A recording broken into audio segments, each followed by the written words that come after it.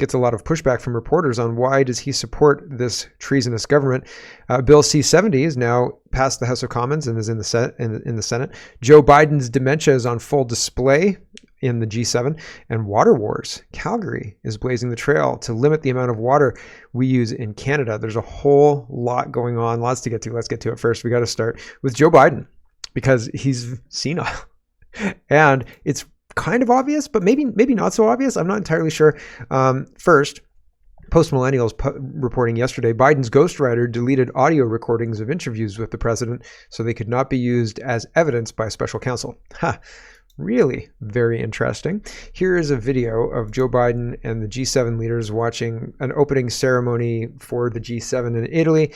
And it's interesting because Joe Biden walks away from the crowd and it looks like he's giving a thumbs up to the person who's packing away the parachute. Not sure why. What's interesting to me is how Macron is keeping an eye on Biden. It looks like Macron is charged with being Biden's handler or something to that effect. The Italian prime minister as well is tasked with that. And as Biden walks away from the group, both Macron and Malloy, the Italian prime minister, move to cover the hole that he's making in the coverage. They know that he's not all there, and they're covering for him. They understand the implications of that. Like that's a massive, massive piece of information to know, because up until now, you could maybe say maybe they don't know. They definitely 100% know. I don't know that you could say that. But you could plausibly deny that they might know, right? And now I don't think that you can. Here is this video. Here we go.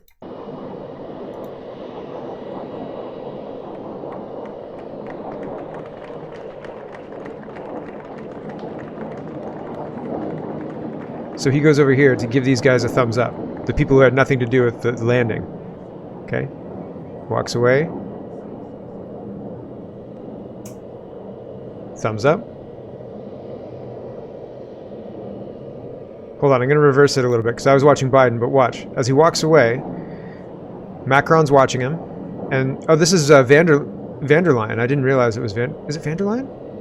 And here's Malloy coming in, the Italian prime minister.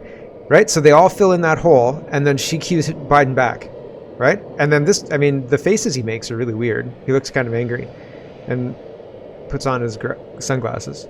Very, very strange stuff going on at the G7. Damning. Rishi Sunak's run in to fill the hole as well. But everybody's all eyes on Biden, right? And he gave the Italian prime minister, Meloni. I'm getting Malloy. Sorry, Meloni. He gave her a weird kind of salute before he leaves. What are you doing, Joe? Right? Like it's a very, very she's laughing like, oh gosh, Maloney. So the New York Post runs meanderer in chief.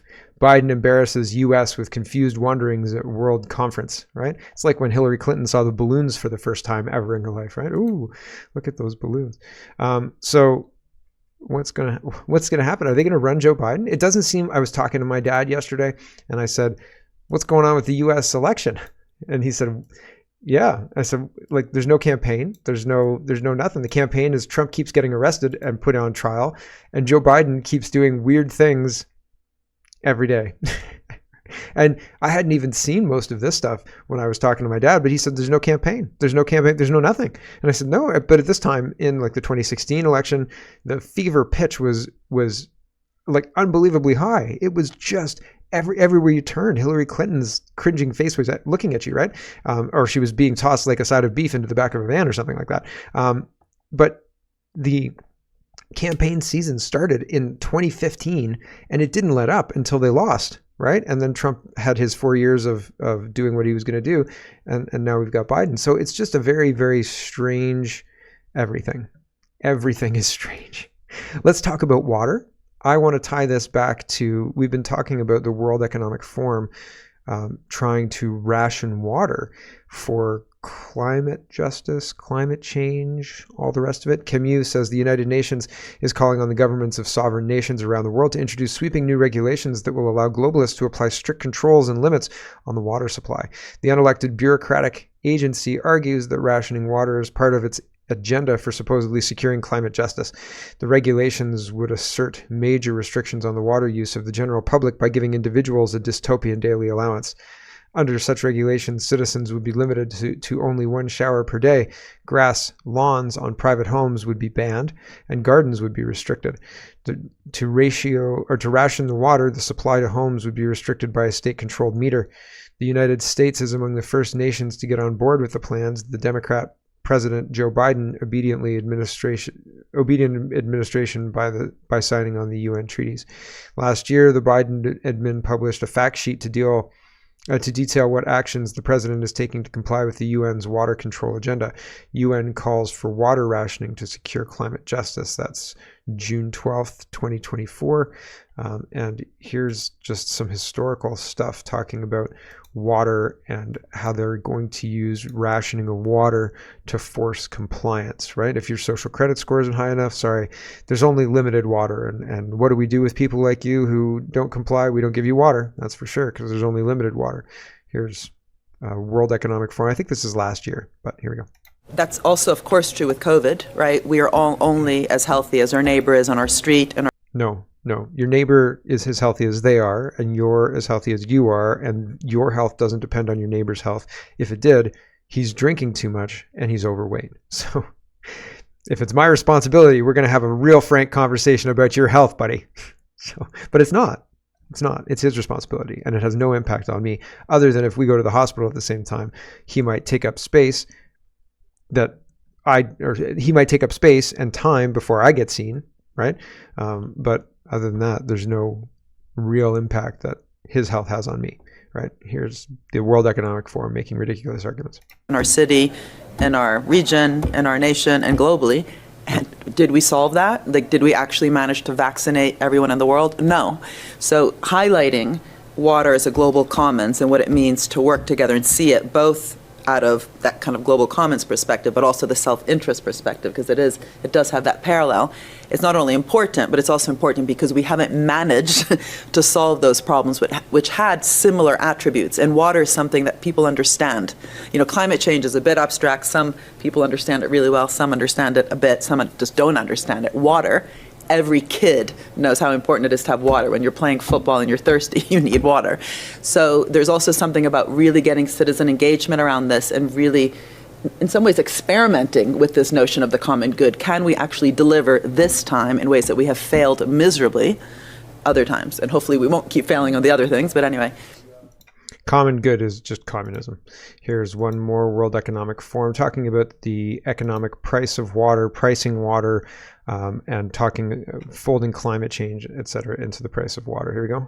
We need to put the economics of water, not only in terms of monetary values, but also in terms of governance, in terms of recognizing water as a commons that we now need to manage as a broad systems approach. So that's why this commission is not only necessary, but urgent to take this challenge on. They're both using the same language of water as a commons, right? The whole idea is communism. You know, not only have we not focused on economics of water, when we have focused on water, we've only focused on drinking water, domestic water, and that is roughly 150 liters per person per day, which is what the wealthy are using. It's a review on the economics of water, and we will be looking at the value of water and considering different novel economic policy measures, of which one may be, for example, putting some form of price on water in order to guide and give incentives, but not as a price to punish those who are poor, but rather to reward those that are stewards of fresh water for the common good. So this is quite an exciting moment. Yeah, we're putting this price on water to reward you for using less water. Yay, there's your reward, this price on water. You're welcome. John says, John is responding to this Western Standard article. Gondek says work has stopped on the broken water main due to injuries to workers. John says, let me handpick 10 miners and we'd have this fixed in 3 days max. Calgary, you're getting screwed on this water deal by your useless, incompetent mayor. 2 guys get hurt by a broken chain and they shut down the job? Holy smoke. I mean, when the city is under water restrictions, do you shut down? You say, get a gurney in here, get those guys out of there, get 2 more in there, and get the job done. Holy smoke. Here's Gondek. Larry's sharing this. Calgary water restrictions for the next several days. Water usage ticking up. There's 30,000 visitors for the International Energy Show. So yeah. Why did the city claim last week, obviously without any proof, that the repairs would take 5 to 7 days? So here's Gondek talking about this. I know that's asking a lot. And I know that I have asked you to do this many, many times, and it can seem like warning fatigue, but we still need to keep cutting down our water use. And just 2 weeks to flatten the curve. If we do that, we can ensure that we are going to be able to return to some sense of normalcy. And we cannot live without water. And that's why it's important that we learn to live with less water usage over the next several days. Wow, right? So they're already workshopping their slogans. We can't live without water, so we have to learn to live with less water? No. How about no? How about you're fired? Right? Trevor says, this is socialism. Gondek is making Calgary a shithole for the WEF and a puppet for the Trudeau agenda. Future in drought. How long can Calgarians go without a shower? They are trying to make this crisis seem as crisis-y as possible so they can get their restrictions in. And it's exactly the same thing as COVID. Do not comply. Have a shower, Calgary. Moving on, we've got to talk about treason. This is Make Canada Great Again. This YouTube channel's got 9,000 subscribers. Good for this guy. And he's clipped this Jagmeet Singh presser into like a 2.5 minute YouTube video. Wonderful.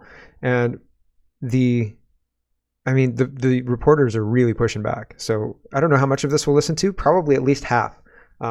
There's different segments, so it's worthwhile. The whole video is worth checking out. Link is in the description, or it should be. I try. Here's Jagmeet Singh. Is that our democracy is at stake here.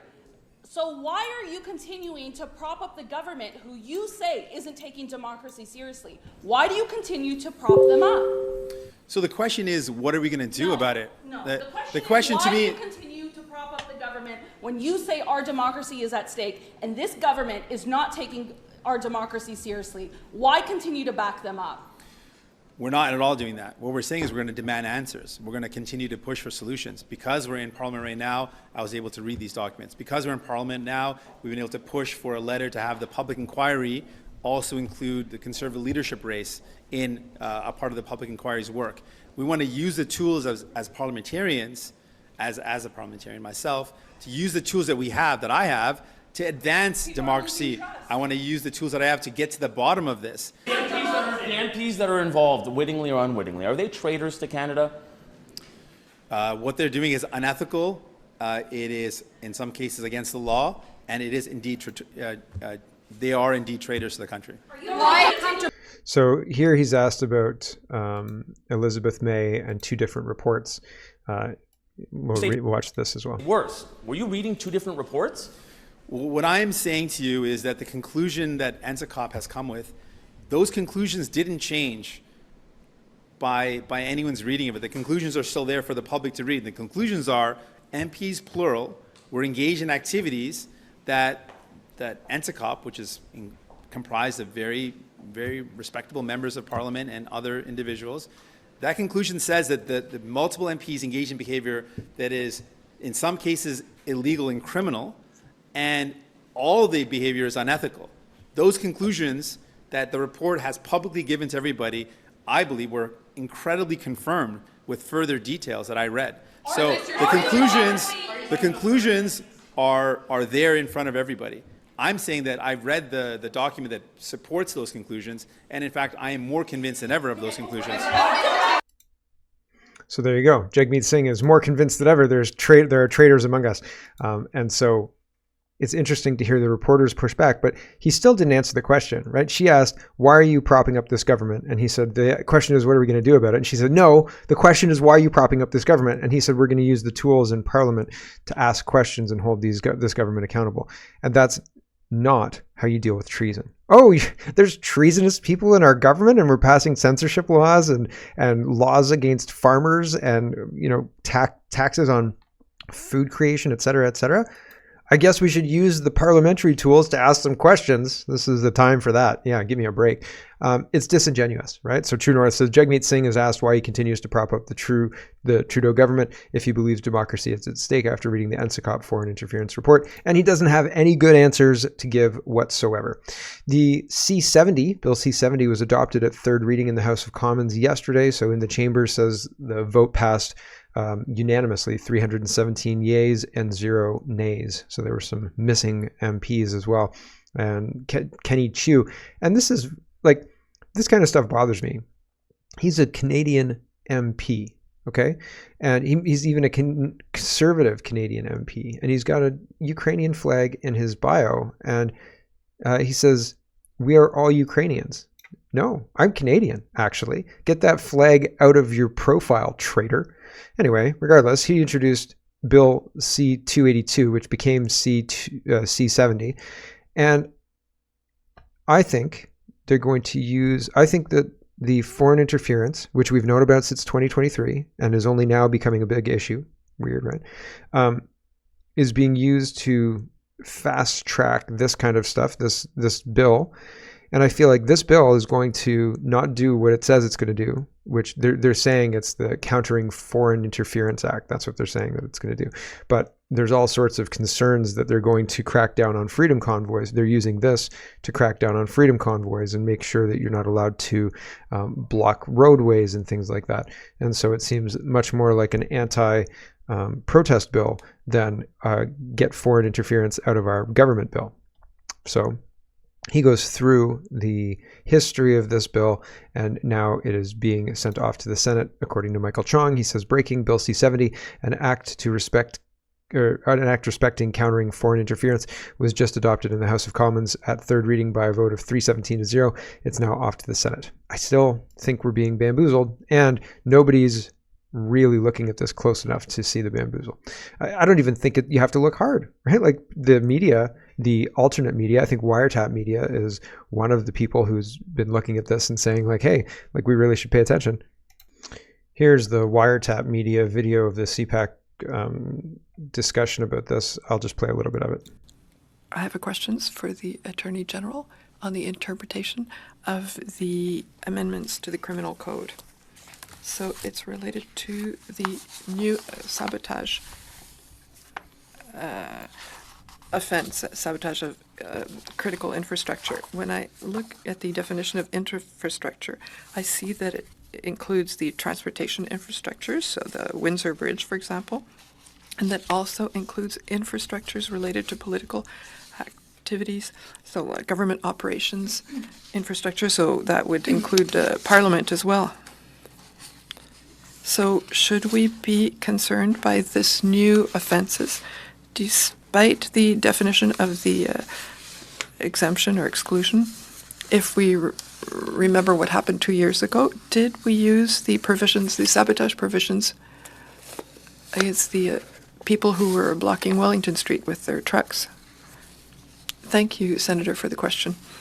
I think that in the definition, what we were seeking is to have flexibility that would be broad enough to face the situation as we experienced. They'll just come into your driveway and say, this is infrastructure that you can't block here. Get this car out of here. And then your driveway now belongs to the state. Payman says, the Liberal Party is rushing through Bill C-70, which claims to be an espionage bill, but targets protesting of the government. First off, during the protests in Ottawa, there was an attempt to get the protesters under charges, blocking critical infrastructure like highways, which was one step below terrorism. After 4 years of COVID, where appointed judges stripped us of what we thought were God-given rights, I don't want to give them any more power. I saw them try to label protesters in Ottawa as quasi-terrorists for blocking critical infrastructure, and now they're trying to codify that into that practice. Now I'm going to go over the actual bill very briefly because it's 100 pages long, and I can't keep reading these soul-crushing bills anymore. And he goes through and highlights what's going on, but this is not what it seems, okay? Blacklock's reporter says Senator Wu is upset by new security bill's impact on Canadians in regular contact with foreign state. Wu earlier reacted angrily when asked if he was a Communist Party agent. People who are not Communist Party agents would say, no, I'm not. But people who are Communist Party agents might respond angrily when asked if they're Communist parties, if they're a Communist Party agent. So that's a handy prepper for, is Senator Wu a Communist Party asset? Maxime Bernier is responding to himself. He says, I spent 12 hours in jail exactly 3 years ago after illegally meeting with a dozen people in a park in Manitoba. Meanwhile, there are actual criminals, traitors, and violators of our Constitution in our Parliament. That's pretty wild stuff. So we have traitors. We have Jagmeet Singh, who wants to keep Parliament going because he wants to ask questions in Parliament. But when the important things happen, Jagmeet Singh supports the Liberals. So how could we reasonably get out of this? We're not voting our way out, and we're not protesting our way out. I don't know how we do it. CBC News says parliamentary travel records indicate this isn't exactly foreign interference, but this is the level of people that we're elevating to Parliament. Okay, so NDP MP Nikki Ashton. This is according to parliamentary travel records. They indicate that Nikki Ashton was only in Ottawa on one occasion for 4 days during the fall of the 2022 sitting, but she billed taxpayers for a $17,000 trip to meet stakeholders over the Christmas break. $17,000 trip? Isn't that nice, right? Merry Christmas to her. So it's just one of those things where when you've got somebody willing to take advantage of taxpayers like that, it's not a far step to have them work on behalf of Beijing, right? Because, I mean, they'll do it for themselves. Why not Beijing? And maybe to enrich themselves even more, right? So, holy cow. All right, let's talk about the CO2, the carbon taxes. This is a big revelation. The Conservatives have been trying to get this information since the Parliamentary Budget Office said, no, we stand by our numbers because that's what these numbers are actually government's own numbers. And everybody said, and now we can see that the government's own numbers clearly indicate that this is a financial disaster for Canada. And they've known about it for a while and they've said nothing. So they want to bankrupt the country. That's what they're trying to do. Pierre Poilievre says, breaking, Liberals finally released data they've been covering up, showing that their carbon tax will blow a $20 billion a year hole in our economy at an additional cost of $1,200 per Canadian family every year. So the parliamentary budget officer was right. So here's Mr. Poilievre talking about this stuff. Here we go. Madam Speaker, we just learned moments ago that this government has been keeping a $20 billion secret. Wow. Common sense Conservatives have been demanding the government release the real cost of the carbon tax after the parliamentary budget officer revealed that there was a report the government had been covering up and had gagged him from releasing about the actual cost to Canadians. Now, because Common Sense Conservatives brought forward this motion before the committee, before the House, because of our relentless questioning and the pressure that is weighing heavily on Liberal MPs, the government has finally relented and released part of the information. It had to be pulled out like a rotten tooth, Madam Speaker, and rotten it is, $20 billion per year in lost GDP as a result of the carbon tax. That works out to $1,200 per family in extra annual costs for Canadians. $20 billion for 17 million families is $1,200 a family in higher costs that this Prime Minister has been covering up. So there you go. Larry Brock says, thanks to Conservative pressure, the secret is out. Trudeau's carbon tax will cost the Canadian economy $20 billion, not worth the cost.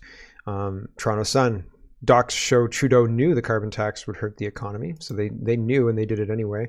Gov.exe says, Liberal MP Jonathan Wilkinson goes on a psychopathic rant about how the planet will burn if the carbon tax is axed. After warning yesterday how Canada is on fire after weeks of heavy rain and cooler temperatures, these psychopath WEF traders need to be stopped. Yeah, it's an interesting... Paying a carbon tax doesn't change any of the things that these people are talking about. And all of the things these people are talking about are made up. I think it's made up.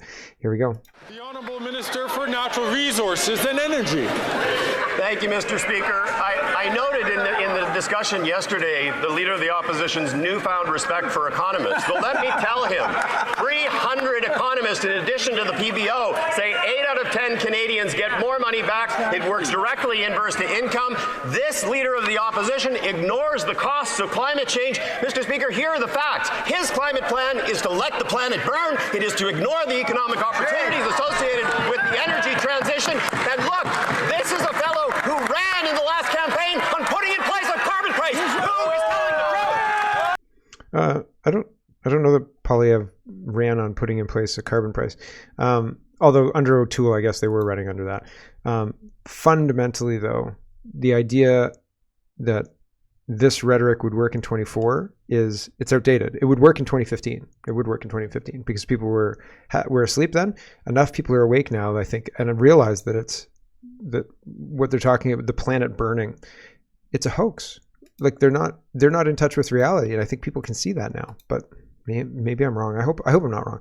Here's Leslyn Lewis. This is 2 minutes. She's talking about the price of the carbon tax as well. Here we go. Mr. Speaker, this government tried so Sorry, I was so close.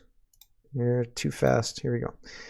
Try again. It's not loud enough either end of that. Mr. Speaker, this government tried so hard to hide the truth that the carbon tax was driving up the cost of everything in Canada. The parliamentary budget officer even had to call them out for blocking the release of their own economic impact report. They were literally forced to release the report. And now we all know that each Canadian family is losing at least $1,800 a year, and there's no rebate for that. So when will this environment minister finally resign for misleading Canadians? The Honourable Minister for Natural Resources and Energy. I would encourage my honourable colleagues on the other side of the House to actually go and talk to the PBO, to talk to economists, to talk to the 300 economists who have said 8 out of 10 Canadian families get more money back, and it's those that live on modest incomes that actually do the best. Maybe the reason people don't believe it anymore is because they open with lies like this. Like 8 of 10 people are better off with this carbon tax than without it. It's not true. It's not true. Lettuce is like $5. Butter's rounding $10. These people are bonkers. Absolutely out of touch with reality. Blacklock's reporter says Stephen Guilbeault releases data confirming the carbon tax is a net cost for the economy, contradicting federal claims the tax was revenue neutral and created jobs. Why did you wait until today to release it? Because they knew it would make their policy look like their policy doesn't work, which their policy doesn't work. It's fixing a fake problem, a problem that doesn't exist. It's theft. Danielle Smith says, we just found out what we always knew. The Independent Parliamentary Budget Office revealed that there was a report the Trudeau government had been covering up about actual cost of carbon tax to Canadians. The carbon tax cost Canadian families an extra $1,200 annually and has made an outrageous $20 billion a year dent in the Canadian economy. It's time to stop punishing Canadians and scrap the carbon tax. Yeah. Like $1,200 a year is a lot of money. You could do a lot of things with that. Pierre Poilievre says when common sense conservatives exposed Trudeau's minister's carbon tax lies, he denied it. When the budget watchdog reported on it, they put him under a gag order. Common sense conservatives now learn the minister covered up $30 billion a year in economic damage. Now it's $30 billion? When did that happen? This is 6:51 p.m. yesterday. It was $20 billion. $20 billion. Danielle Smith says $20 billion at 4 o'clock. So sometime between 4 and 6, it became $30 billion. You might as well increase it $10 billion. Stephen Leachy, the education minister for Ontario, says the Liberal carbon tax will cost you, and the federal government knows this. See my statement on why our government is standing up for affordability and urging the feds to scrap the tax. Why don't they just scrap it? Why don't they do what Saskatchewan's done? He continues, Premier Ford and our government have always known the Liberal carbon tax was punitive and would raise costs on families and workers, and today the federal government's own report confirmed exactly that. The report confirms that the carbon tax will cost Canada's economy $25 billion a year by 2030, directly undermining jobs and create investments for our province. Jobs that create investments for our province, excuse me. Our government continues to call on the federal government to eliminate the carbon tax and join us as we deliver affordable, reliable, and clean energy to power our growth now and into the future. And here is the National Post. Carbon tax will cost $25 billion in GDP in 2030. Liberals' own data shows. This is the National Post reporting this. The federal carbon tax will have a negative economic impact on Canada's real GDP of $25 billion, or approximately 1% in 2030, according to the government's data released on Thursday. Those numbers, which were shared with the PBO last month on condition that they remain confidential, were published as Conservative leader Poilievre was about to deliver a speech to call on the government to disclose them publicly. The government had previously said it could not release the data because it could contain sensitive information. Because of our relentless questioning and the pressure that is weighing heavily on the Liberal MPs, the government has finally relented and released part of the information. It had to be pulled out like a rotten tooth, and rotten it is. Environment and Climate Change Canada estimates that the real or inflation-adjusted GDP in a scenario without the carbon tax in 2030 would be $2.688 billion. With the carbon tax, that number drops to $2.663 billion, which is a difference of $25 billion. That amounts to a 0.92% reduction in real GDP in 2030. It is slightly lower than the PBO's estimate of 1.3%, which it predicted in its first economic analysis in 2022. So yeah, it's real material dent in our economy. And no wonder we're the slowest growing in the G7, because the carbon tax is preventing us from being able to grow. Laurie Goldstein says, our latest editorial, yes. Hello, everyone. Thanks very much for watching. This is just a short version of a longer show. If you'd like to get the whole show, you can go over to CanadaPoly.com and sign up for a subscription. Just look in the drop-down tab for Shop and Donate and look for subscriptions, and you'll get immediate access to the full show. Love to see you. Thanks for watching, everybody. Have a wonderful, wonderful